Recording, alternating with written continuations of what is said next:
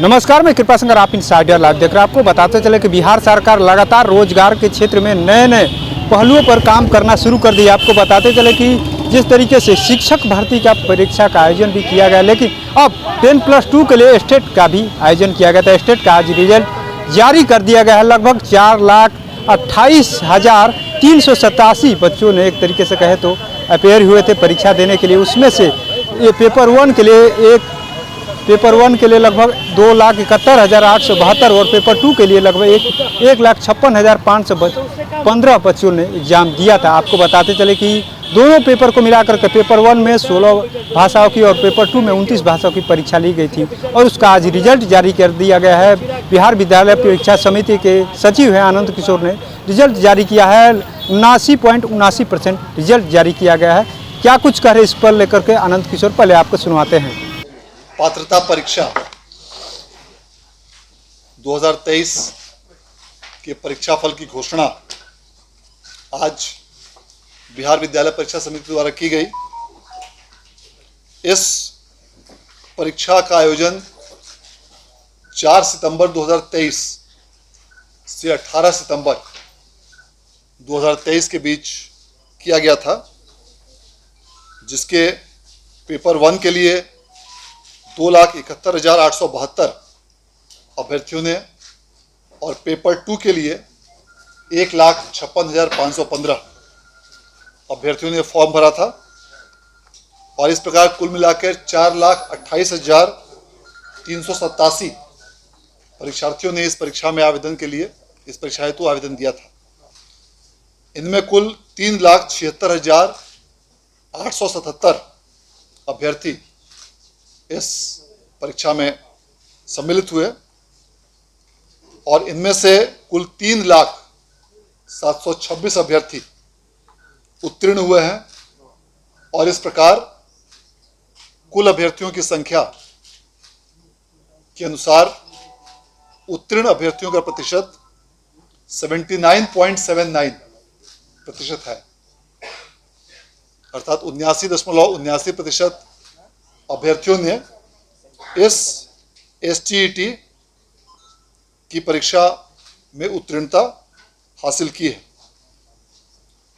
इस दोनों पेपर में मिलाकर कुल 45 विषयों की परीक्षा आयोजित की गई थी, जिसमें पेपर वन में 16 विषय और पेपर टू में 29 विषयों की परीक्षा आयोजित की गई थी और इसमें अलग अलग कट ऑफ मार्क्स भी निर्धारित किए गए थे, जिसका उल्लेख पूर्व में विज्ञप्ति में भी किया गया था।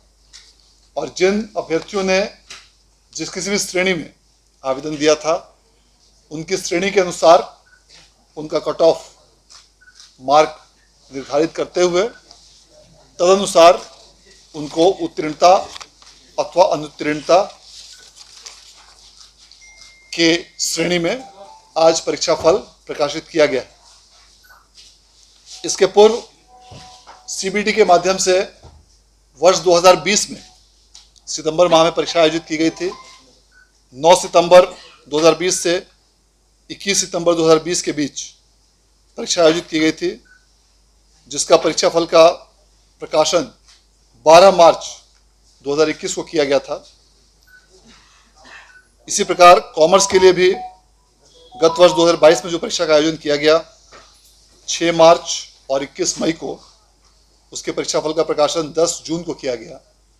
इस प्रकार पूर्व की परीक्षाओं की तुलना में इस बार बिहार विद्यालय परीक्षा समिति ने 15 दिनों के अंदर ही परीक्षाफल प्रकाशित किया है, जो अब तक का CBT के माध्यम से आयोजित की गई परीक्षाओं में सबसे फास्ट रिजल्ट डिक्लेयर किया गया है, जिसके लिए मैं इस परीक्षा के आयोजन से जुड़े हुए सभी पदाधिकारियों कर्मियों को विशेष रूप से धन्यवाद देता हूं।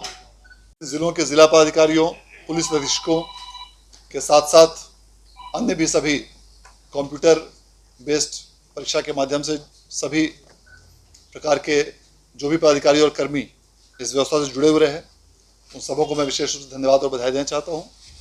और जो भी परीक्षार्थी इस परीक्षा में उत्तीर्णता हासिल नहीं कर पाए हैं, उन सभी लोगों को मैं कहना चाहूँगा कि इससे निराश या हतोत्साहित होने की आवश्यकता नहीं है। अब प्रत्येक वर्ष 2 बार STET परीक्षा के आयोजन किए जाने का प्रस्ताव है। इसके संबंध में सभी प्रकार की आवश्यक कार्रवाइयाँ की जा रही हैं, तो अतः बहुत जल्द इस प्रकार की परीक्षा पुनः आयोजित की जाएगी। तो जो भी अभ्यर्थी किसी कारणवश या तो इस परीक्षा में सफल नहीं हो पाए हों या किसी कारणवश इस परीक्षा में अपीयर नहीं हो पाए हों, वैसे सभी अभ्यर्थी और परीक्षार्थी पुनः तैयारी करें और बहुत जल्द जब अगली परीक्षा का आयोजन किया जाएगा उसमें पूरी तरह मेहनत और लगन के साथ परीक्षा में बैठें, तो निश्चित रूप से सफलता आपकी कदम चुमेगी। बहुत बहुत धन्यवाद। शिकायतें मिल रही थी कि जो परीक्षा में सम्मिलित हुए थे उनको कॉल जा रहे हैं, उस संबंध में आप लोगों ने कोई कार्रवाई किया? देखिए, जो भी इस प्रकार की जब से ऑनलाइन फॉर्म भरने की व्यवस्था शुरू हुई है, न सिर्फ इस परीक्षा में बल्कि इसके अलावा भी मैट्रिक या इंटर की परीक्षा या सरकार के किसी भी अन्य परीक्षा संस्था, चाहे वह पूर्व में बिजली बोर्ड की परीक्षा रही हो या कई अन्य प्रकार की एजेंसियां हैं या कई अन्य प्रकार के ऐसे विभाग हैं, सरकारी विभाग, जिनके द्वारा इस प्रकार के ऑनलाइन फॉर्म भरकर परीक्षा आयोजित की जाती रही हैं, इन सबों में यह शिकायतें प्राप्त होती हैं कि कुछ ऐसे असामाजिक तत्व वे परीक्षार्थियों को गलत रूप से दिग्भ्रमित करके इस प्रकार का कॉल करते हैं और उनका कुछ डेटा इकट्ठा करके उस डेटा को उनको बताकर और उनसे गलत रूप में फिर उनको एक्सप्लॉइट करने के उद्देश्य से, उनसे अवैध रूप से राशि प्राप्त करने के उद्देश्य से इस प्रकार के कॉल करते हैं। तो मैं वैसे सभी परीक्षार्थियों को, अभ्यर्थियों को जो इस प्रकार की परीक्षाओं में आयोजित होते हैं, जो सम्मिलित होते हैं और जो भविष्य में भी ऐसी किसी भी परीक्षा में सम्मिलित होंगे, उन सबों को यह आगाह भी करना चाहूँगा कि इस प्रकार के साइबर फ्रॉड्स के मामले हाल के समय में काफ़ी बढ़ गए। ऐसे बहुत सारे, न सिर्फ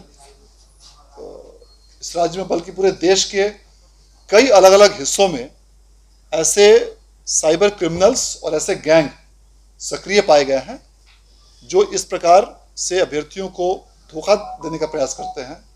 यदि किन्हीं को भी इस प्रकार की कोई शिकायत यदि प्राप्त होती है या कोई ऐसा कॉल अगर आता है या कोई व्यक्ति अपने आप को समिति का या किसी भी अन्य जगह का स्टाफ या कर्मी बताकर ऐसा कॉल करता है, तो अविलंब अपने नज़दीक के थाना में आप प्राथमिकी दर्ज करें, FIR दर्ज करें और FIR दर्ज करने के बाद उसकी सूचना भी बिहार विद्यालय परीक्षा समिति को दें ताकि ऐसे तत्वों के खिलाफ में कड़ी कार्रवाई की जा सके। ऐसे तत्वों से सावधान रहने की आवश्यकता है। हाल के समय में ऐसे साइबर फ्रॉड्स की शिकायत काफ़ी अधिक बढ़ गई है, इसीलिए विशेष रूप से सभी अभ्यर्थियों को और अभिभावकों को सतर्कता बरतने की आवश्यकता है और ऐसे तत्वों के खिलाफ में अविलंब FIR दर्ज किया जाए। तो आपने सुना किस तरीके से बिहार विद्यालय परीक्षा समिति के सचिव हैं अनंत किशोर ने रिजल्ट जारी करते हुए तमाम बातों को रखा है। उन्होंने कहा कि जो परीक्षार्थी पास नहीं यानी अनुत्तीर्ण हुए हैं उनको निराश होने की जरूरत नहीं। हम लोग जल्दी ही इसकी व्यवस्था करने जा रहे हैं कि साल में 2 बार स्टेट का एग्ज़ाम लिया जाएगा, जिससे जो परीक्षार्थी वंचित रह गए यानी वो पास नहीं कर पाए हैं उनको भी आगे चल करके मौका दिया जाएगा। साथ ही उन्होंने कहा कि जिस तरीके से परीक्षा के बाद से लगातार जो परीक्षार्थियों के पास कॉल आना शुरू कर देता है, फ्रॉड कॉलर, तो उनको अब उसको लेकर के अपने नज़दीकी थाने में FIR करना है और साथ ही बिहार विद्यालय परीक्षा समिति में इसको सूचना भी दे। साथ ही उन्होंने जिस तरीके से रिजल्ट जारी किया है, उन्होंने एक तरीके से जो परीक्षार्थी पास किए हैं उनको बधाई भी दिया है। 45 विषयों में लगभग 79.79 रिजल्ट जारी किया गया है। अलग अलग कोटिवार भी रिजल्ट जारी किया गया है। तो ऐसे ही तमाम अपडेट से जुड़े रहने के लिए इनसाइडर लाइव देखते रहें।